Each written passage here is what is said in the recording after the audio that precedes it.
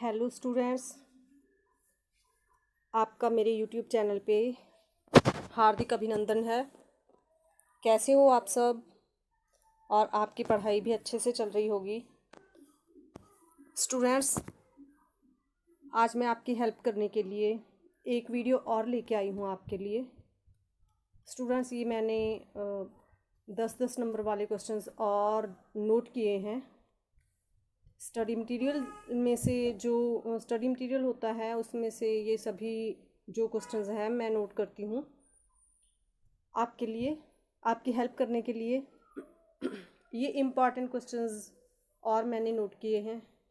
तो स्टूडेंट्स, आपको यदि आपको लगता है कि आपको किसी क्वेश्चंस की आवश्यकता है तो आप वो मुझे कमेंट करके बोल सकते हो कि मैम आप हमें ये क्वेश्चन चाहिए और आप इस क्वेश्चन की वीडियोस बना दिए, तो मैं आपके लिए वही क्वेश्चंस नोट करके उनकी वीडियो आपके लिए भेज दूँगी। तो आप मुझे बता सकते हैं कि आपको कौन कौन से क्वेश्चंस चाहिए। तो चलिए, ये जो क्वेश्चंस आज मैंने नोट किए हैं आपके लिए 10-10 नंबर वाले, तो हम उनको देख लेते हैं स्टूडेंट्स। मैं ज़्यादा समय आपका नहीं लूँगी, तो ज़्यादा समय नहीं ख़राब करते हैं हम बढ़ते हैं अपने पहले क्वेश्चन की तरफ। तो स्टूडेंट्स, हमारा पहला क्वेश्चन है, बाल देखभाल केंद्र की स्थापना के लिए आपके जो कारक हैं वो ध्यान में रखने हैं आपको। कौन कौन से कारक जो आपको ध्यान में रखने हैं वो कौन कौन से हैं, और कौन कौन सी बातें हैं जो जब आप बाल देखभाल केंद्र की जो स्थापना है वो करेंगे, शुरुआत करेंगे, तो आपको कौन कौन सी चीज़ें हैं या बातें हैं जो ध्यान में रखनी है आपको, वो मैंने ये यहाँ पे नोट की हैं आपकी ज़रूरत के हिसाब से। तो चलिए हम इसको देख लेते हैं कौन कौन सी बातें हैं। हमारा आंसर है स्टूडेंट्स, केंद्र के लिए पर्याप्त स्थान का होना बहुत ज़रूरी है। कमरों का आकार इतना बड़ा होना चाहिए कि विभिन्न खेल क्रियाओं में लगभग 25-30 बच्चे आराम से भाग ले सकें। जिसमें कि यदि आपके पास 25-30 बच्चे हैं तो आपको बाल देखभाल केंद्र की स्थापना अवश्य करनी चाहिए। और यदि 25-30 बच्चे हैं, आपका जो केंद्र है अच्छी जगह पे है, वो जगह आपके केंद्र के लिए सभी को पसंद आती है, तो आपके जो बच्चों की गिनती है वो भी बढ़ सकती है। लेकिन आपका जो केंद्र है सही जगह पे होना चाहिए, और उनके जो यहाँ पे बच्चों ने खेलना है, बैठना है, पढ़ना है या फिर कुछ भी सीखना है, वो भी अच्छा होना चाहिए, अच्छी जगह होनी चाहिए। तो यहाँ पे वही बताया गया है, सारी वही बातें हैं स्टूडेंट्स। बहुत आसान है और कुछ भी मुश्किल नहीं है इसको आपको एक्सप्लेन करने में। तो आगे देखते हैं स्टूडेंट्स, जगह इतनी होनी चाहिए कि बच्चे की आपस में या रखे हुए सामान के साथ टक्कर न हो, क्योंकि ज़्यादा भीड़ भाड़ से जो खेल सामग्री है उनके अन्वेषण के अवसर बच्चों को कम मिल पाते हैं। यदि जगह कम हो तो बच्चे खेल नहीं पाते हैं, मुश्किल हो जाता है उनके लिए। केंद्र के लिए स्थान का चयन करते समय निम्नलिखित बातों को ध्यान में रखना ज़रूरी होता है। तो हमारा पहला पॉइंट है, पहली कौन सी बात है ध्यान में रखनी है जो हमें, सामूहिक खेल क्रियाएं आयोजित हो पाएंगी या नहीं, और अगर हो पाएंगी तो किस तरह हो पाएंगी। दूसरी बात है स्टूडेंट्स, केंद्र में जगह का कम और बच्चे अधिक होते हैं और अकार्मिक व्यवहार बढ़ने की संभावना रहती है। यदि संभव हो तो केंद्र में बाहरी स्थान भी होना चाहिए, यहाँ बच्चे खेल सकें। यदि चाहिए यहाँ बच्चे खेल सकें तो देखिए अकर्मक जो स्थान है, देखिए बच्चों में यदि जगह कम होगी तो बच्चों में एक दूसरे से हीन भावना पैदा होने लगती है और उनके बैठने के लिए सुविधा नहीं होती कम जगह के कारण। और कई बच्चे होते हैं को एक दूसरे को जानते हैं, 2 बच्चे एक दूसरे को जानते हैं, 2 बच्चे एक दूसरे को जानते हैं, तो वो आपस में खेलते हैं। 2 बच्चे यहाँ बैठ गए, 2 बच्चे वहाँ बैठ गए और आपस में खेलते हैं, और जो संभालने वाला होता है ना स्टूडेंट्स, उसे भी आसान हो जाता है यदि जगह खुली होगी तो। चलिए अगला पॉइंट है, यदि आपका केंद्र शालापूर्व बच्चों के शिशुओं दोनों के लिए है तो बड़े तथा छोटे बच्चों के लिए अगर अलग अलग कमरे होने चाहिए। तो शालापूर्व बच्चे जो 0 से 2 साल के बच्चे होते हैं या 2 साल में से जब 3 साल तक के होते हैं वो जो क्रियाएं हैं समझने लगते हैं, तो ये शालापूर्व बच्चे होते हैं। 2 साल या 3 साल तक के बच्चे उनके लिए है। अगला पॉइंट है स्टूडेंट्स, केंद्र बच्चों के घरों के नज़दीक स्थित होना चाहिए जिसमें वे सामग्री से आसानी से केंद्र में आ सकें। कभी कभी कार्यकर्ता को ऐसे कमरे का प्रयोग भी करना पड़ सकता है जो वयस्कों का या बड़े बच्चों के लिए बनाए गए थे, तो ऐसे में कार्यकर्ता को उस कमरे में परिवर्तन करने पड़ेंगे। और खिड़कियों और दरवाज़ों के हैंडल जो हैं, हैंडलों के नीचे लगाना पड़ेगा जो हैंडल होते हैं, ताकि बच्चे उन पर आसानी से पहुंच सकें उन तक। जो उनका गेट है, कमरे का गेट है, वो आसानी से खोल सकें और बंद कर सकें। बच्चों की पहुंच से के नज़दीक होने चाहिए ये जो दरवाज़ों के हैंडल होते हैं, जिससे बच्चे उसका प्रयोग आसानी से कर सकें। छोटे बच्चों को चोट लगने से बचाने के लिए खतरनाक वस्तुओं जैसे बिजली के प्लग लगाने वाले स्थान को इतना ऊंचा करना या ढकना पड़ेगा। तो यहाँ पे जाहिर है स्टूडेंट्स, जो खतरनाक चीज़ें हैं वो बच्चों की पहुंच से दूर होनी चाहिए। आपके बच्चों के शारीरिक स्वास्थ्य तथा सुरक्षा का भी ध्यान रखना पड़ेगा। रोशनी, वायु, संचार, शौचालय, नज़दीक ही पानी का नल तथा खाने पकाने के लिए अलग स्थान का होना भी ज़रूरी है। केंद्र के आसपास के क्षेत्र के स्वच्छ तथा स्वास्थ्य होने पर विशेष ध्यान दें। और यहाँ पर भौतिक परिवेश को की व्यवस्था करते समय स्वच्छता को प्राथमिकता दी जानी चाहिए। तो आगे है हमारा पॉइंट स्टूडेंट्स, सुरक्षित वातावरण उतना ही महत्वपूर्ण है। जब आप केंद्र के लिए स्थान की तलाश कर रहे हो तो उन स्थानों को चुने जो तालाबों, झरनों, खुले कुओं या अधिक यातायात वाली सड़कों के पास हों। उन कमरों को भी चुने यहाँ से उन कमरों को न चुने यहाँ से सीढ़ियाँ, छज्जों या छत पर जाया जा सके, उन तक पहुँचने का रास्ता हो, यहाँ पर बच्चे आसानी से पहुँच सकें, ऐसी जगह को ना चुनें। और आगे है, या जो कूड़ेदानों या जानवरों के रहने की जगह के समीप ना हो, क्योंकि ये बच्चों के लिए हानिकारक हो सकते हैं। कुछ खतरों से तो छुटकारा पाया जा सकता है, जैसे कांटेदार झाड़ियों को काटा या जलाया जा सके। खड्डे कुओं के साथ जो है मिट्टी के साथ इनको भरा जा सकता है, और गड्ढों या गंदी नालियों को मिट्टी से बंद किया जा सकता है तथा गड्ढों या गंदी नालियों को वहाँ से ख़त्म किया जा सकता है। ठहरे हुए पानी में मच्छर पनपते हैं, इसलिए उसे साफ़ करना ज़रूरी है। क्या आप कुछ अन्य बातें सोच सकते हैं जिन्हें करने से बच्चों के लिए परिवेश की अधिक सुरक्षित बनाया जा सकता है? तो स्टूडेंट्स, ये आसान सी बातें हैं, आपको समझ में आ गई होंगी। आगे देखते हैं स्टूडेंट्स, उच्च स्थान मिलना अधिक मुश्किल होता है। यदि अधिक धन उपलब्ध है तो आप बड़ी जगह चुन सकते हैं। यदि आप समुदाय के लोगों से परिचित हैं तो आप बड़ी जगह चुन सकते हैं। तो आपको स्थानीय पाठशाला व पंचायत कार्यालय का एक कमरा इस्तेमाल करने के लिए दे सकते हैं। केंद्र के कार्यक्रम के भाग लेने व योगदान देने के लिए समुदाय को किस प्रकार प्रोत्साहित किया जा सकता है?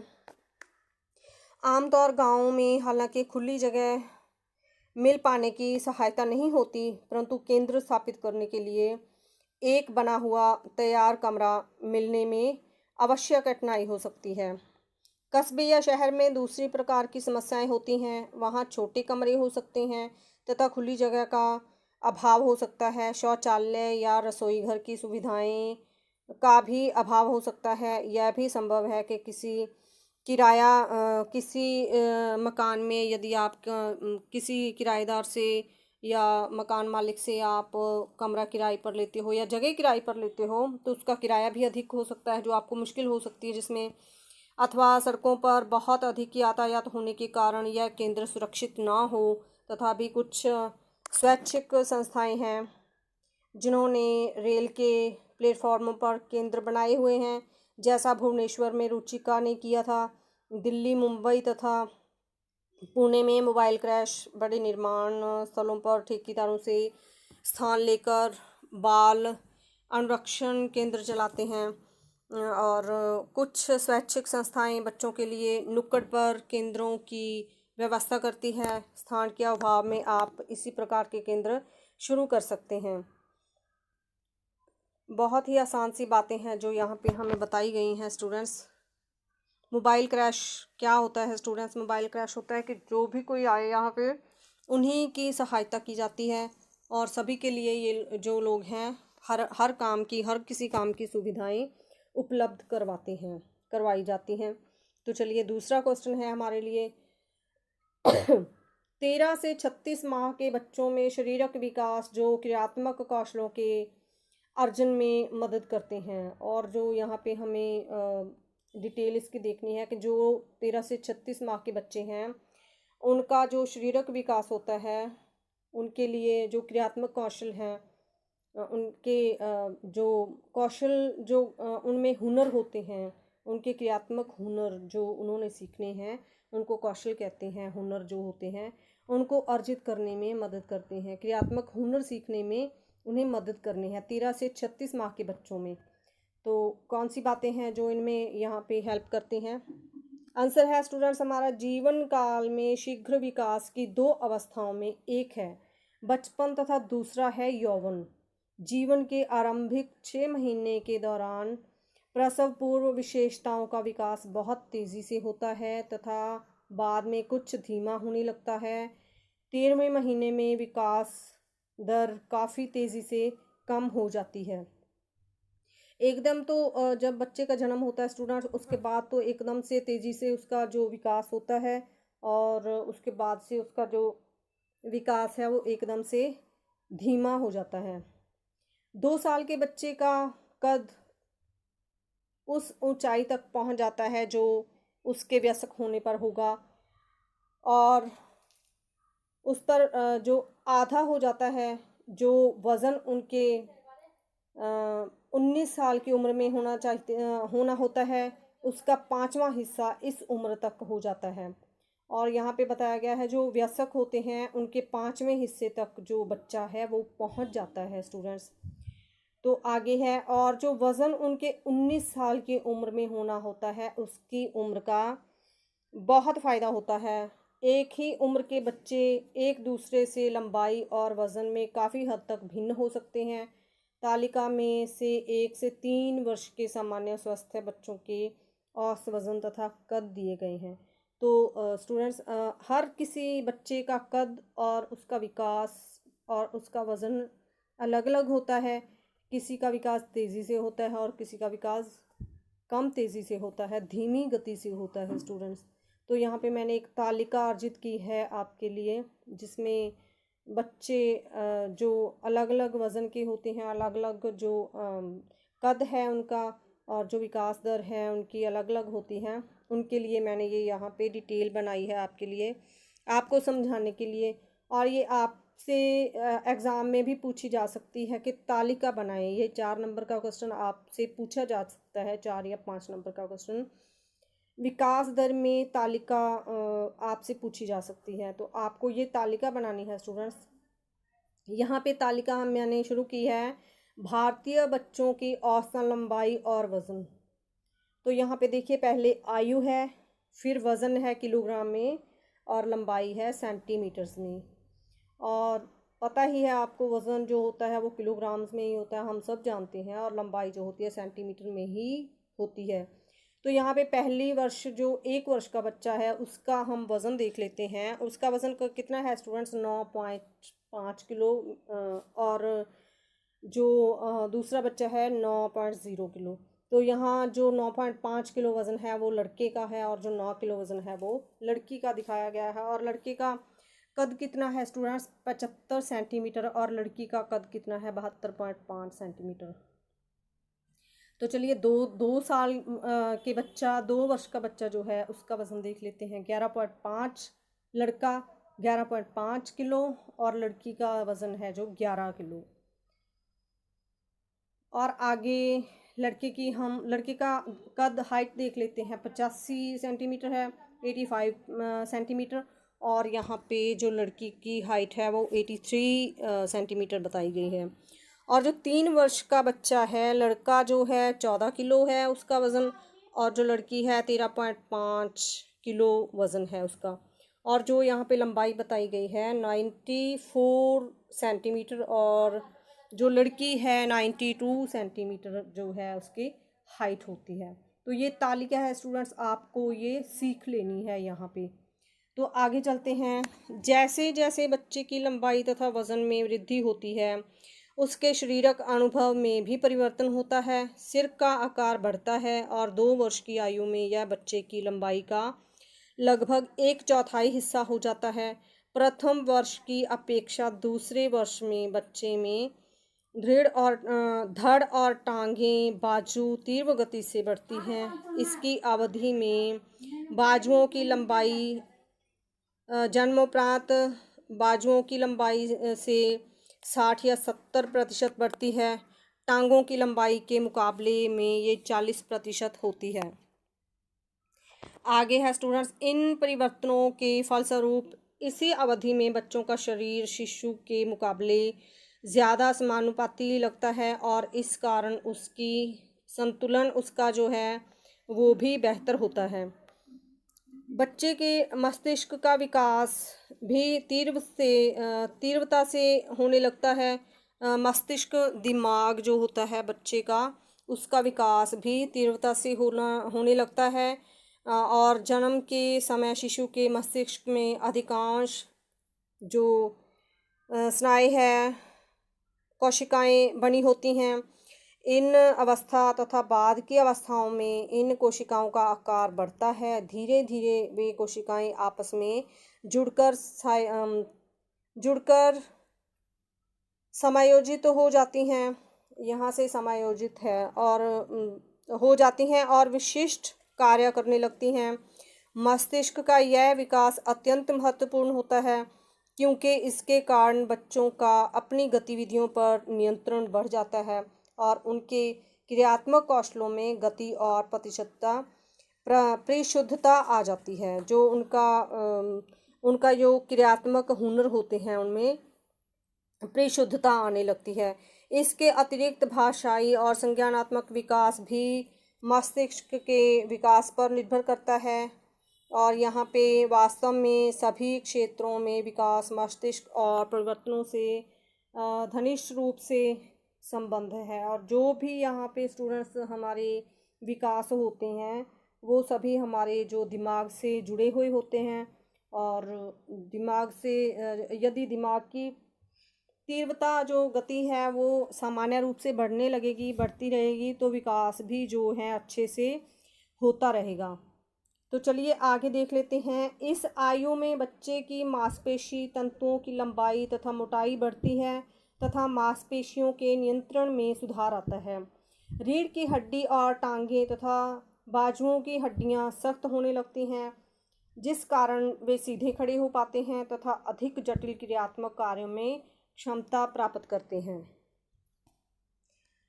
आगे स्टूडेंट्स है हमारा ये शरीर में हड्डियों की संख्या भी बढ़ने लगती है और छोटी हड्डियां जुड़कर बड़ी हड्डियों का आकार धारण कर लेती हैं तथा कोमलास्थ जो तंतु होते हैं इन्हें कोमल तंतु कह देते हैं स्टूडेंट्स। कोमलास्थी तंतु जो होते हैं सख्त होकर नई हड्डियों में परिवर्तित होते हैं। जब बच्चा जन्म लेता है स्टूडेंट्स, छोटा बच्चा होता है, तब उनकी हड्डियां जो हैं ज़्यादा होती हैं, क्योंकि छोटी छोटी हड्डियां होती हैं। और जैसे जैसे वो बड़ा होने लगता है, उसका विकास होता है, तो वो जो हड्डियां हैं जुड़कर एक नया आकार लेती हैं। तो हड्डियों की गिनती हम कह सकते हैं कि यहाँ पे कम हो जाती है। तो चलिए आगे चलते हैं। बच्चे की आयु 3 वर्ष तक होते होते इसके दूध के दांत निकल आते हैं, जो लगभग 20 होते हैं।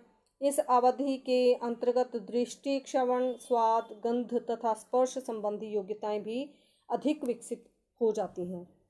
तो ये थी हमारे विकास में जो योग्यताएं हैं, जो हमारे हुनर में जो मदद करती हैं क्रियाएं, वो थी स्टूडेंट्स।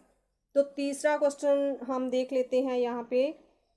वो 5 कौशल और 5 अवधारणाएं जिन्हें शालापूर्व बच्चे अपने केंद्र में अर्जित करते हैं। वो 5 हुनर बताने हैं स्टूडेंट्स हमें। यहाँ पे बच्चे, शालापूर्व बच्चे जो होते हैं 0 से 2 या 3 साल के बच्चे होते हैं, अपने केंद्र में सीखते हैं, उनका विकास होता है यहाँ पे, वो हमें यहाँ पे बतानी है। तो चलिए, इसका आंसर है योग्यताएं, संकल्पनाएं तथा मूल्य जैसे कौशल जो हम चाहते हैं कि बच्चे हमारे केंद्र में रहते हुए, चाहे वे कुछ महीने अथवा सालों तक रहें, अर्जित करें, दीर्घकालिक लक्ष्य कहलाते हैं। हमारी योजना, क्रिया चयन और बच्चों के साथ अंत क्रिया को एक दिशा प्रदान करने से दीर्घकालिक लक्ष्य सहायक होते हैं। तो दीर्घकालिक लक्ष्यों के पहचानने का एक सरल तरीका है बच्चे क्या सीखें और उसका विकास किस दिशा में हो, इसके बारे में सोचिए। यही दीर्घकालिक लक्ष्य हैं। बाल अनुरक्षण केंद्र, चाहे वह शिशु गृह केंद्र हो या शाला पूर्व केंद्र, का मुख्य उद्देश्य है बच्चे के सर्वांगीण विकास को प्रोत्साहित करना। तो सभी केंद्र जो हैं बच्चों के कौशलों पर या फिर उनके जो विकास होते हैं उन पर ही दृष्टि डालते हैं, उन पर ही वो निर्भर करते हैं। इसीलिए जो बाल केंद्र हैं, शिशु केंद्र हैं, वो खोले जाते हैं उनके कौशलों के लिए, उनके विकास के लिए ही वो खोले जाते हैं, उनकी देखभाल करने के लिए खोले जाते हैं।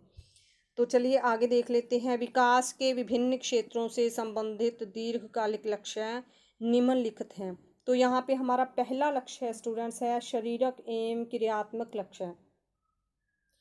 और शारीरिक एवं क्रियात्मक लक्ष्य जो शारीरिक रूप से जो बच्चे सीखते हैं, क्रियाएं करते हैं, जैसे खेल हो गए या फिर दौड़ना, इधर उधर घूमना, या फिर कुछ ड्राइंग करना, या फिर कुछ लिख कर दिखाना, कोई भी जो कौशल हैं बच्चे सीखते हैं वो शारीरिक क्रियात्मक क्रियाएं होती हैं। तो चलिए, शारीरिक एवं क्रियात्मक लक्ष्य। शिशुओं के शारीरिक एवं क्रियात्मक विकास को बढ़ावा देने वाले कार्यक्रम में निम्नलिखित अवसर होने चाहिए। पहला क है, यहाँ पे हमारे पास पहला पॉइंट है मांसपेशियों के बीच समन्वय और संतुलन। ख है सूक्ष्म क्रियात्मक कौशलों जैसे पकड़ने का अभ्यास। और यहाँ पे पहला जो क है मांसपेशियों के बीच समन्वय और संतुलन। जो मांसपेशियाँ हैं वो एक समान काम करती होनी चाहिए, और जो उनमें समन्वय है और उनका आपस में संतुलन जो है वो भी बना हुआ होना चाहिए, तो ही बच्चे कुछ सीख पाते हैं। तो ख है हमारा सूक्ष्म क्रियात्मक कौशलों जैसे पकड़ने का अभ्यास। जो पकड़ने का हुनर है, यहाँ पे पकड़ने के हुनर की बात की गई है। जो आगे हमारा ग है शारीरिक क्षमता बढ़ाना। जो शारीरिक क्षमता होती है, शारीरिक क्रियाएं जो बच्चा ज़्यादा करने लगता है, और वो जैसे आज का एक पॉइंट है, कल को दूसरा पॉइंट बढ़ गया, और तीसरे दिन में तीसरा पॉइंट बढ़ गया। तो इसी प्रकार से जो उसके शारीरिक क्रियाएं हैं वो बढ़नी चाहिए, शारीरिक तौर रूप से उसे क्रियाएं करना, इसमें बढ़ावा देना चाहिए। तो घ है जो स्थल क्रियात्मक कौशलों जैसे चलना, दौड़ना और कूदने का अभ्यास। ड है पांचों इंद्रियों का विकास। 5 इंद्रियां स्टूडेंट्स, बोलना, देखना, सूंघना, सोचना और चखना जो स्वाद है, ये जो होती हैं, देखना, ये हमारियाँ जो ज्ञान इंद्रियां होती हैं। पांचों इंद्रियों का विकास, यदि ये पांचों इंद्रियां सुरक्षित हैं तो ही हमारा जो हर एक विकास जो है वो होगा। पांचों इंद्रियों का यहाँ पे विकास होता है। 1 से 3 वर्ष की उम्र के बच्चों के लिए कार्यक्रम में निम्नलिखित अवसर होने चाहिए। तो चलिए, इसका पहला पॉइंट है पकड़ने और स्क्रिबलिंग का अभ्यास करना। ख है जो आँखों और हाथों के समन्वय को सुधारना। ग है शरीर का समन्वय और संतुलन सुधारना। घ है, ये ग पॉइंट था, और घ है शारीरिक क्षमता बढ़ाना। और जो ड है स्थूल क्रियात्मक कौशलों जैसे चलना, दौड़ना और कूदने का अभ्यास। शाला पूर्व बच्चों को कार्यक्रम में निम्नलिखित अवसर देने चाहिए। तो चलिए यहाँ पे क भाग है जो हमारा स्वास्थ्य, सफाई और भोजन संबंधी उचित बातें सीखना। तो यहाँ पे जो शालापुर बच्चे हैं उनके लिए है स्वास्थ्य, सफाई और भोजन संबंधी उचित बातें सीखना। स्वास्थ्य, अपनी सेहत, सफाई, हर चीज़ को साफ रखना, और भोजन संबंधी भोजन कैसे करते हैं, खाते हैं, और उनमें कौन कौन सी हमें सावधानियां बरतनी है वो सीखना चाहिए। और ख यहाँ पे है मांसपेशियों पर नियंत्रण पाना और सूक्ष्म तथा स्थूल क्रियात्मक कौशलों जैसे दौड़ना, फुदकना, कूदना, स्क्रिबलिंग, चित्र बनाना, लिखना और पेंटिंग का अभ्यास। ग है शारीरिक वृद्धि और विकास। आगे घ अपने शरीर और शारीरिक कार्यों के प्रति उचित भावना विकसित करना। न है शरीर का संतुलन और समन्वय बढ़ाना। तो चलिए हमारा यहाँ दूसरा पॉइंट है संज्ञानात्मक लक्ष्य। संज्ञानात्मक लक्ष्य होता है स्टूडेंट्स एक दूसरे के साथ घुलना मिलना, एक दूसरे के साथ मिलकर कोई भी काम करना, घुल मिल जाना एक दूसरे से। तो चलिए शिशुओं के संदर्भ में कुछ दीर्घकालिक लक्ष्य निम्नलिखित हो सकते हैं। तो यहाँ पे क पॉइंट है उतनी ही उनकी यह समझने में मदद करना कि वे वस्तुओं पर असर डाल सकते हैं। और ख तो स्टूडेंट्स हमारा यहाँ पे सेकंड पॉइंट है संज्ञानात्मक लक्ष्य। संज्ञानात्मकता क्या होता है स्टूडेंट्स? हमारे इमोशंस, हमारे हो, बड़ों के हो या बच्चों के हो, इमोशंस से तात्पर्य है इसका। संज्ञानात्मकता क्या है?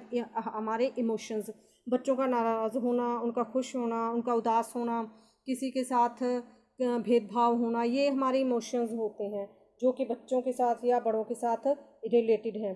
तो चलिए आगे देख लेते हैं। शिशुओं के संदर्भ में कुछ दीर्घकालिक लक्ष्य निम्नलिखित हो सकते हैं। पहला पॉइंट है हमारा उनकी यह समझने में मदद करना कि वे वस्तुओं पर असर डाल सकते हैं।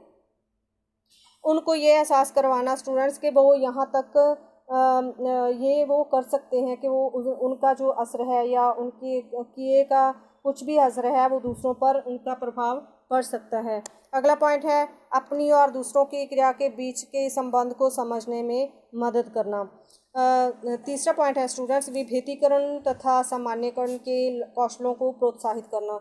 जो विभेदीकरण और सामान्यकरण के गुण हैं उनमें उसको प्रोत्साहित करना। विभेदीकरण मतलब एक दूसरे से भेदभाव, और सामान्यकरण एक दूसरे को एक समान समझना। वो जो गुण हैं उनमें उनके लिए उनको प्रोत्साहित देना, बढ़ावा देना उनको। तो चलिए हमारे यहाँ पे घ पॉइंट है वस्तुओं के बारे में जानने में उनकी मदद करना।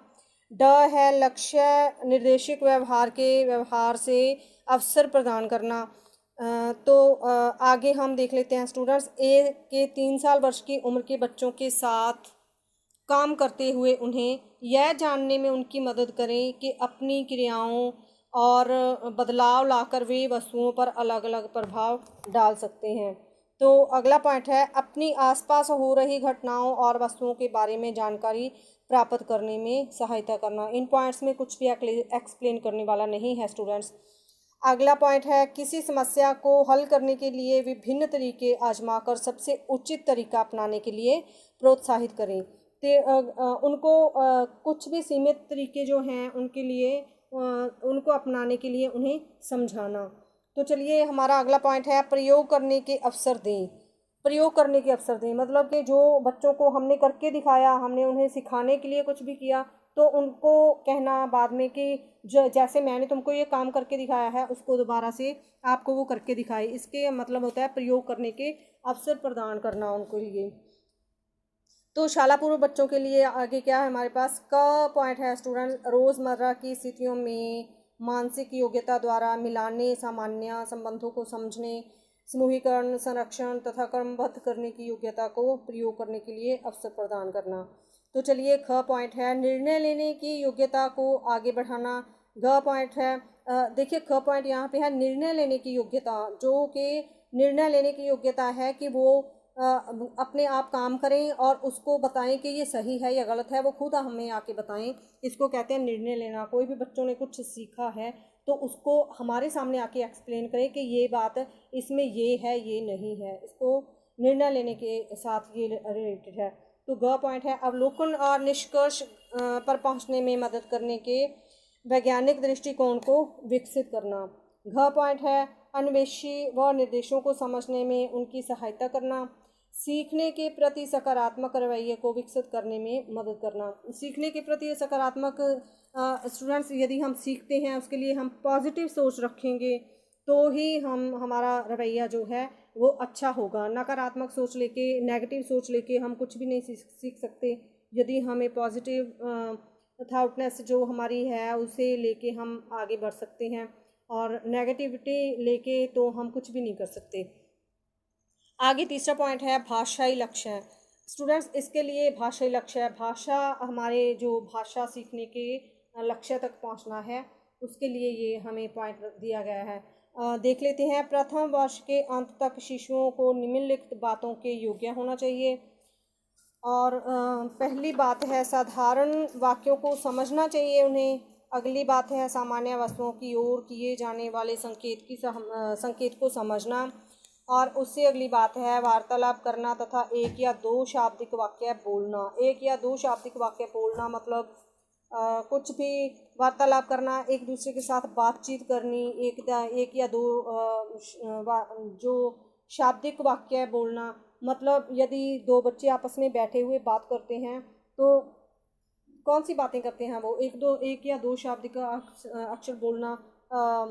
यदि वो बच्चा कुछ खा रहा है तो वो एक सामने वाला बच्चा उससे बोलता है मुझे भी देना, या फिर वो बोलता है ये हमने भी कल खाया था। ऐसी बातें जो है वो शाब्दिक वाक्य जो होते हैं उनसे ये संबंधित है। तो अगला पॉइंट है सामान्य वस्तुओं के नाम सुनकर उनकी ओर इशारा करना। सामान्य वस्तुओं जो जिनके बारे में वो जानते हैं, चेयर हो गई, टेबल्स हो गए, डोर हो गया, और चाक हो गया, डस्टर हो गया, ब्लैक बोर्ड हो गया। ये जो जब हम इशारा करके उनको बताएंगे कि बच्चों यह सामान्य वस्तुओं को के नाम सुनकर उनकी ओर इशारा करना। नहीं स्टूडेंट्स, ये और कोई पॉइंट है, मैं आपको बताती हूँ। सामान्य वस्तुओं के नाम सुनकर उनकी ओर इशारा करना, जैसे हम बच्चों को कहेंगे कि मैं आपसे पूछती हूँ आप मुझको बताएं। यदि हम उसको उंगली दिखाकर कहेंगे कि वो क्या है, चेयर की तरफ उंगली करते हैं, वो क्या है, वो बोलेगा चेयर या कुर्सी कुछ भी। तो हम टेबल की तरफ इशारा करते हैं, वो क्या है, वो बोलेगा टेबल है, मेज है, या जो भी उसको पता है वो ही बोलेगा। और यदि हम कॉपी की तरफ इशारा करते हैं तो क्या बोलेगा, कॉपी है ये। पेंसिल की तरफ इशारा करते हैं तो पेंसिल बोलेगा। तो इसके ये जो पॉइंट है हमारा उसके साथ रिलेटेड है ये। तो चलिए 13 से 36 माह की आयु वर्ग तथा शाला पूर्व बच्चों के कार्यक्रम के लिए निम्न दीर्घकालिक लक्ष्य हो सकते हैं। तो इसमें का पॉइंट है अपने विचारों को स्पष्ट रूप से अभिनय करने में उनकी सहायता करना। वयस्कों तथा हम उम्रों के साथ अंतक्रिया करने के लिए अवसर प्रदान करके भाषाई विकास को बढ़ावा देना। और अगला पॉइंट है शब्द भंडार को बढ़ाने में बच्चों की सहायता करना। शब्द भंडार बढ़ाने में बच्चों की सहायता करना स्टूडेंट्स, जैसे कि हमने लिख दिया लड्डू, और बच्चों ने लिख दिया लड्डू, तो हमने एक वाक्य जोड़ दिया पीला लड्डू या मीठा लड्डू। तो एक इसके साथ एक वाक्य और जोड़ दिया मीठा लड्डू, या इसके साथ एक पीला मीठा लड्डू, या फिर और वाक्य जोड़ दिया ये लड्डू मीठा है, या और वाक्य जोड़ दिया ये लड्डू मुझे दो। ऐसे ऐसे पहले एक फिर दो फिर तीन शब्द जोड़ने में उनकी हेल्प करना। तो चलिए आगे है वार्तालाप संबंधी कौशलों को विकसित करना। उनमें ऐसे गुण संपन्न करना जो कि वार्तालाप संबंधी उनमें विकसित हों। वार्तालाप मतलब एक दूसरे से बातचीत करने के जो गुण हैं उनमें वो विकसित करना। चौथा पॉइंट है स्टूडेंट सामाजिक लक्ष्य, समाज में रहने के लक्ष्य। तो चलिए कार्यक्रम के माध्यम से शिशुओं को निम्न प्रकार से सहायता मिलनी चाहिए। पालनकर्ता के साथ लगाव विकसित करना जो विश्वास संबंधी दृष्टिकोण की नींव डालेगा। पॉइंट है दूसरों के प्रति अनुक्रिया करना तथा दूसरों से वार्तालाप शुरू करने में पहल करना। तो चलिए अगला है हमारे पास 13 से 36 माह के आयु वर्ग के बच्चों के साथ कार्य करते समय निम्न बातों का ध्यान रखना चाहिए। कौन सी बातों का ध्यान रखना चाहिए स्टूडेंट्स? पहला पॉइंट है उनमें सहानुभूति की भावना विकसित करके सहयोगपूर्ण व्यवहार को दर्शाने के लिए प्रोत्साहित करें। पॉइंट है अपनी क्षमता के बारे में जानना। और पॉइंट है उनको अपने आप कुछ करने के लिए प्रोत्साहित करें तथा स्वावलंबी बनने में सहायता करें। तो चलिए आगे चलते हैं स्टूडेंट्स।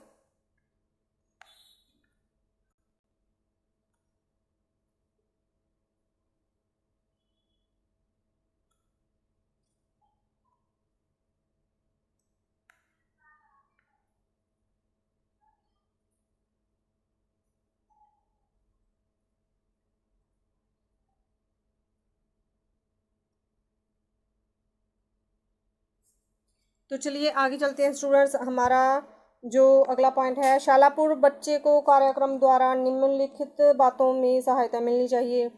कौन सी बातें हैं वो? बच्चों में उत्तरदायित्व, आत्मनिर्भरता तथा आत्मसम्मान की भावना विकसित करना, एक समूह के सदस्य के रूप में काम करना, परिवार, हम उम्र बच्चों तथा अन्य वयस्कों के साथ सकारात्मक संबंध स्थापित कर पाना, अपेक्षित समाज मुख्य सीखना और नेतृत्व करने के कौशलों को सीखना।